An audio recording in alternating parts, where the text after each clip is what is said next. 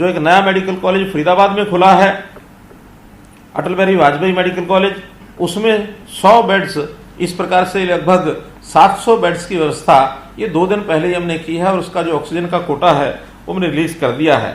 अभी भी लगभग पीजीआई में भी 800 बेड और गुंजाइश है, फरीदाबाद में भी इसकी गुंजाइश बनी है। सभी मेडिकल कॉलेजेस का अगर मिला लें तो 1000 बेड्स नए ये बनने की हमारी स्थिति में है। साथ ही डीआरडीओ जो आर्मी की सहायता से हम 500 बेड का एक हॉस्पिटल पानीपत में रिफाइनरी में और 500 बेड का हिसार में, जहां ऑक्सीजन को गैस रूप में उपलब्ध है, ये 2 मेडिकल कॉलेज भी बनाए जा रहे हैं। गुरुग्राम में सीएसआर के तहत वेदांता ग्रुप भी एक 100 बेड का नया अस्पताल ये बना रहा है। मैनकाइंड फार्मा के 70 बेड का एक अस्पताल भी तैयार किया गया है, उसका भी आज या कल में उसका उद्घाटन कर दिया जाएगा। तो ऐसे इन सब बेड्स की व्यवस्था करने के लिए हमने एक अधिकारी भी जिम्मे लगा दिए ताकि डेली उसकी मॉनिटरिंग वो कर सकें। ऑक्सीजन की जहां तक सप्लाई है, चंडीगढ़ में हमने कंट्रोल रूम बनाया है और उस कंट्रोल रूम में हमारी जो ऑक्सीजन की व्यवस्था है, क्योंकि ये अपने आप में बड़ा चैलेंज है। पहला चैलेंज इसके अंदर ये था कि ऑक्सीजन हमको उपलब्ध हो, उसका कोटा कैसे बढ़े। आसपास जहां से हमको मिल रही थी, जिसमें पानीपत है, रुड़की है, देहरादून है, बद्दी से भी कुछ दिन हमको ऑक्सीजन मिली, भिवाड़ी से हमको ऑक्सीजन मिली, लेकिन जब ये ऑक्सीजन कम पड़ने लगी तो नॉर्थ ईस्ट से, खास करके उड़ीसा प्रांत से हमको जो स्टील प्लांट्स जितने हैं वहां से ऑक्सीजन की उपलब्धि हुई, ताकि 70 मीट्रिक टन वहां से प्रतिदिन का कोटा हमको मंजूर हुआ है। पहला चैलेंज कोटा मंजूर कराने का था। दूसरा चैलेंज दूरस्थ स्थानों से ट्रांसपोर्ट के माध्यम से इस ऑक्सीजन को लाने का था। उनके लिए हमने 20 टैंकर प्राप्त कर लिए हैं, जिनको ट्रेन के द्वारा वहां से लाया जाता है और खाली टैंकर यहां से हवाई जहाज के द्वारा हम प्रतिदिन भेजते हैं। और ये अपने आप में अभी भी आवश्यकता और हमारी टैंकर्स की है, बनी हुई है। हम इसके अलावा फ्री मार्केट से भी जितनी ऑक्सीजन हमको मिलती है वो हम प्राप्त करते हैं। एमएसएमई के कुछ प्लांट्स जो ऑक्सीजन को इंडस्ट्रियल यानी एरिया को इंडस्ट्रियल के पर्पस के लिए जहां ऑक्सीजन का उपयोग हो रहा था, उसको भी डाइवर्ट करके हमने मेडिकल ऑक्सीजन का और उपयोग करने के लिए उनको लाइसेंस दे दिए हैं। ऐसी भी 15 मीट्रिक टन हरियाणा की अलग से हमको ये ऑक्सीजन ये मिल रही है, ऐसा हमको प्राप्त हुआ है। जो पीएसए तकनीक के ऊपर आधारित ऑक्सीजन प्रोड्यूसिंग प्लांट भले ही छोटे होते हैं, जिसमें एक पीएसए प्लांट में 0.37 मीट्रिक टन ही ऑक्सीजन को मिलती है, वो भी 6 ऑक्सीजन के ऐसे मिनी प्लांट्स ये हमको मिल गए हैं, जिसमें से 4 ये चालू हो चुके हैं। एक आध दिन में 2 और भी चालू हो जाएंगे। इसके अतिरिक्त 180 पीएसए प्लांट्स की एक ऑर्डर हमने केंद्र सरकार के सामने रखा है, वो भी शीघ्र विदेश से मंगवा करके और वो हमको मिलेंगे। इस गैस को यानी ट्रांसपोर्टेशन के माध्यम से लाने के बाद अगला जो चैलेंज होता है उसका जो डिस्ट्रीब्यूशन है जिले में और जिले के बाद हॉस्पिटल्स में, और इसके लिए जो अलग अलग सप्लायर हैं उन्होंने उसको सिलेंडर्स में भरने के ये व्यवस्था की हुई है। ऐसी 13 जिलों में 22 पॉइंट्स ऐसे हैं जहां से इसको सिलेंडर में भरा जा सकता है और सिलेंडर भर करके फिर दूर दराज जो भी हॉस्पिटल है उनमें पहुंचाया जाता है। हर हॉस्पिटल की अलग अलग संख्या के हिसाब से उनका कोटा निर्धारित किया है।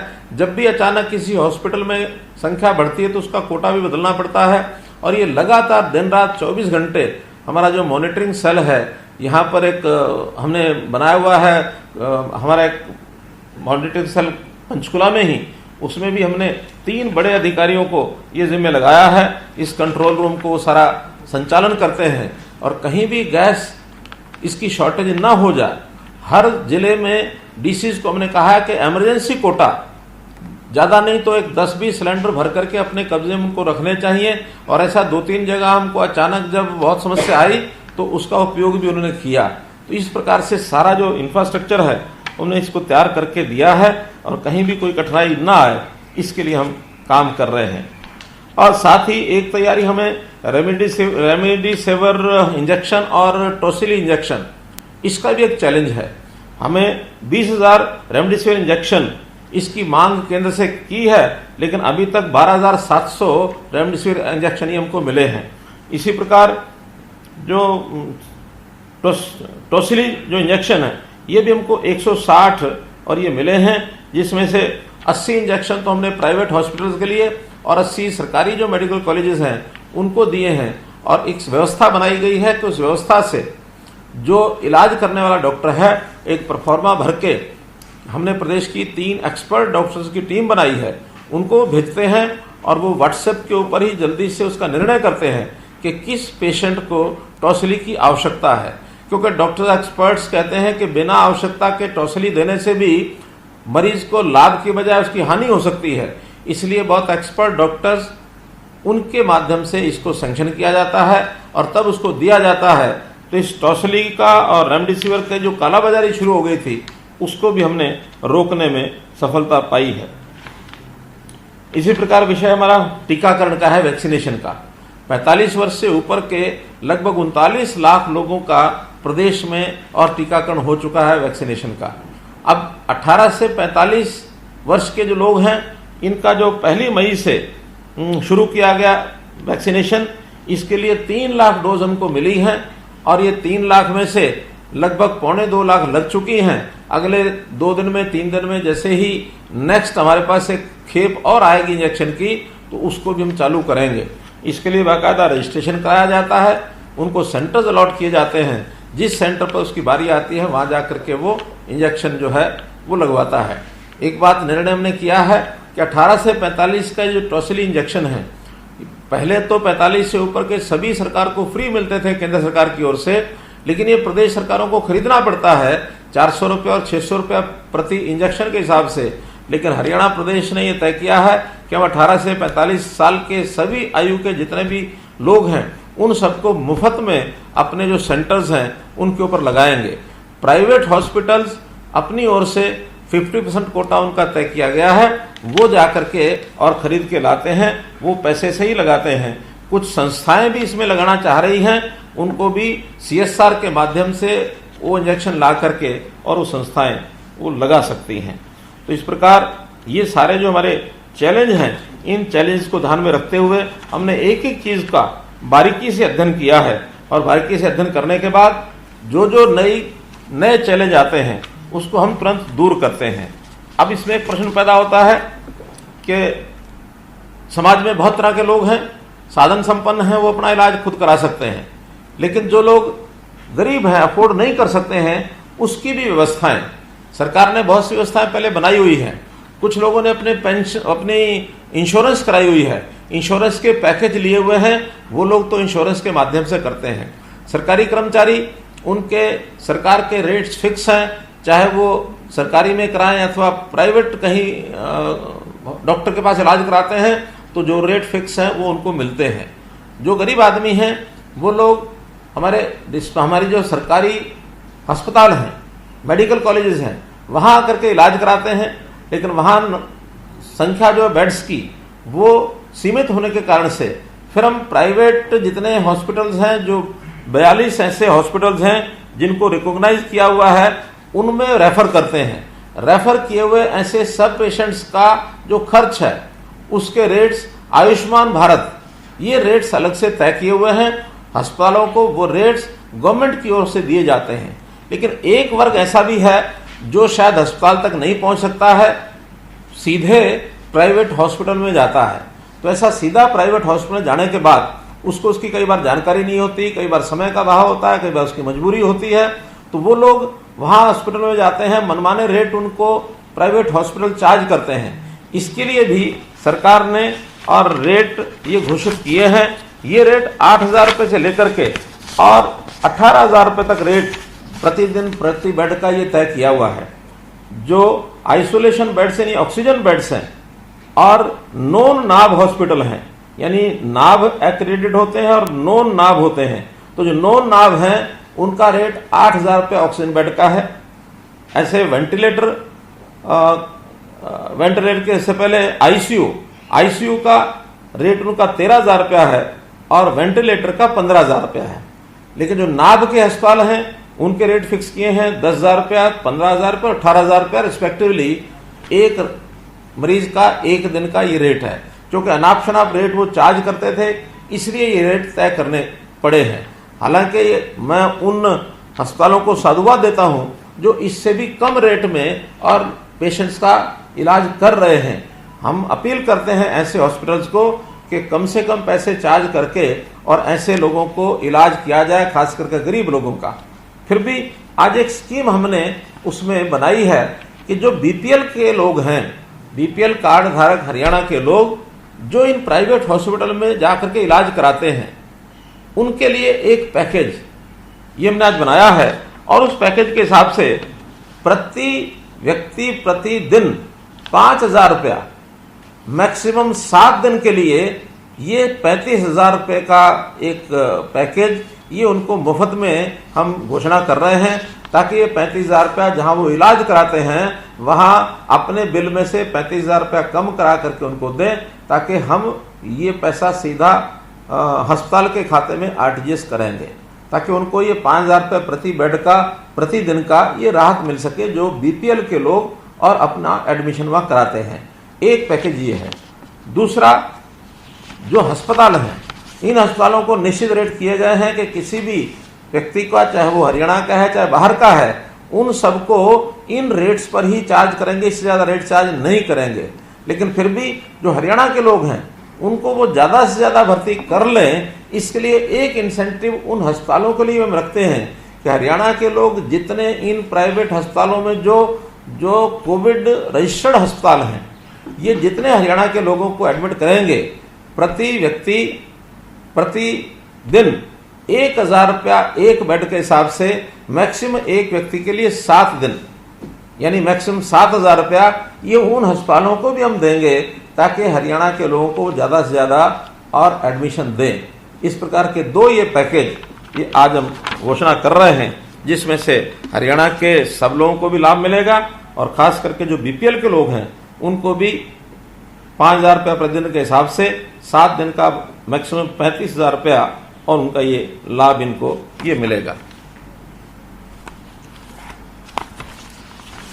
कुछ लोग ऐसे हैं जो कोविड पॉजिटिव आने के बाद या तो हॉस्पिटल में एडमिशन नहीं मिलता, या उनको बताया जाता है कि वो होम आइसोलेशन में रहें और घर पर ही अपना इलाज करें, या जो कोविड सेंटर्स में हैं जिनका एडमिशन नहीं हो पाता है, ऐसे लोग घर पर रह करके जब इलाज करेंगे, उनका भी कोई दवाई का खर्च है, कहीं एक आध कंसल्टेशन डॉक्टर से उनको करनी पड़ती है, या कुछ छोटे एपरेटस खरीदने पड़ते हैं, किसी का ऑक्सीमीटर है, किसी का थर्मोमीटर है, तो ऐसा वो खर्चा 2,000 से लेके और 8,000 तक कहीं भी आंका जा सकता है।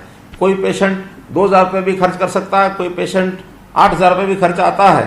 तो उसका भी ऑन एवरेज ऐसा पेशेंट कोविड पॉजिटिव आने के बाद घर में रहकर इलाज करेगा उसको, और वो बीपीएल का होगा, तो उसको भी 5,000 रुपये की लमसम सहायता ये उस पेशेंट को भी दी जाएगी जो पॉजिटिव आता है, जिसका पॉजिटिव में रजिस्ट्रेशन है। उसको केवल अपना बीपीएल का कार्ड दिखाना है और 5,000 रुपये की सहायता उसके खाते में और ये सीधी भेजी जाएगी।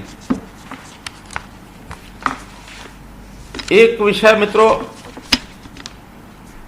कल से समाचार पत्रों में भी छपा है, कुछ मीडिया के मित्रों ने टेलीविजन पर भी दिखाया है। मेरा 2 दिन पहले नूह में दौरा हुआ था, तो नूह दौरा के समय हमने हर जगह जैसे एक ऑडिट करते हैं हर चीज का, तो वहां के ऑडिट करने के बाद हमको ध्यान में आया कि जितने बेड्स वहां चालू स्थिति में हैं वहां एक सफिशिएंट व्यवस्था के हिसाब से चल रहे हैं, लेकिन वेंटिलेटर्स बड़ी संख्या में वहां रखे हुए हैं। काफी समय पहले खरीद करके रखे थे, लेकिन वो चालू नहीं कर पाए, किन्हीं कारणों से भी नहीं चालू कर पाए। 80 वेंटिलेटर वहां रखे थे, जिसमें से 34 ही चालू हैं, बाकी 46 वेंटिलेटर अभी नहीं चल रहे हैं वहां। तो हमने तुरंत प्रभाव से ये कहा कि आप इन 34 को 50 करिए, 16 वेंटिलेटर तो वहां और बढ़ा दिए हैं, उनकी ऑक्सीजन की व्यवस्था भी उनकी कर दी है, और साथ ही आसपास के स्थानों पर जहां वेंटिलेटर न होने के कारण से पेशेंट इधर उधर उनको भेजने पड़ते हैं, तो ऐसे 5 वेंटिलेटर रेवाड़ी के लिए और 5 वेंटिलेटर पलवल के लिए ये वहां से भिजवाए हैं। अब चूंकि वहां व्यवस्था में वो अतिरिक्त वेंटिलेटर थे, कहीं किसी का उपयोग हो रहे थे और इसलिए वहां से भेजे गए, ऐसा नहीं है, बल्कि वहां तो 34 से 50 की व्यवस्था कर दी गई है। कुछ वहां के वेस्ट इंटरेस्ट कह लीजिए, राजनीति करने वाले लोग कह लीजिए, जिन्होंने इस बात का शोर मचाया कि आखिर यहां से वेंटिलेटर क्यों निकाल कर ले जाए जा रहे हैं। जो चीज बंद डब्बे में पड़ी है, सालों से पड़ी है, जंग लगेगा उसको, उसकी बजाय आज के समय तो ऐसा एक भाव जागना चाहिए कि जो चीज काम मेरे नहीं आ रही हो दूसरे किसी के काम आए, तुरंत देना चाहिए। बल्कि एक उदाहरण तो मेरे पास ऐसा आया, जो 80 साल का वृद्ध जो हॉस्पिटल में एडमिट था, वहां अचानक एक 40 साल का व्यक्ति, उसकी पत्नी वहां गई कि मेरे पति को ये आवश्यकता है, बेड मुझे मिल नहीं रहा है, थोड़ा गुहार लगाई डॉक्टर को, इसको उसको, तो उस 80 साल के वृद्ध को जानकारी मिली। उसने तुरंत कहा कि मेरी बजाय इस 40 साल के नौजवान को बेड की आवश्यकता ज्यादा है, मैं तो अपना इलाज घर में जाके कर लूंगा। और वो बेड छोड़ करके घर चला गया, उस 40 साल के व्यक्ति को वो बेड दिलवाया। हमारा कहना सेवा भाव में पता नहीं क्या कुछ करना पड़ता है। तो इस सेवा भाव की बजाय हम अपना इतना छोटा स्वार्थ लेकर चलें कि मेरे यहां से, और ये यानी वेंटिलेटर कैसे चले गए। पहली बात तो सरकार की संपत्ति है, वो यहां जाएगी कि वहां जाएगी, वो निर्णय सरकारी होगा। दूसरा, उसका उपयोग वहां कोई नहीं हो रहा, वो पता नहीं कब उपयोग होगा कब नहीं होगा। वहां भी 34 हमने 50 कर दिए। तो इस प्रकार की जो छोटी हरकतें करने के जो लोग आदी हैं, उनको मैं एक राय देना चाहता हूं कि भलाई उसी में है, सेवा भाव उसी में है कि हमारे काम जो चीज आ रही है वो तो ठीक है, लेकिन जो दूसरे व्यक्ति के काम आ जाए वो उससे अच्छा होगा।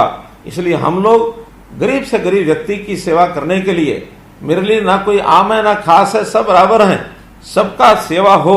तो इस प्रकार से हम इसको आगे बढ़ा रहे हैं, इस पर भी हमें ध्यान देना अति आवश्यक है।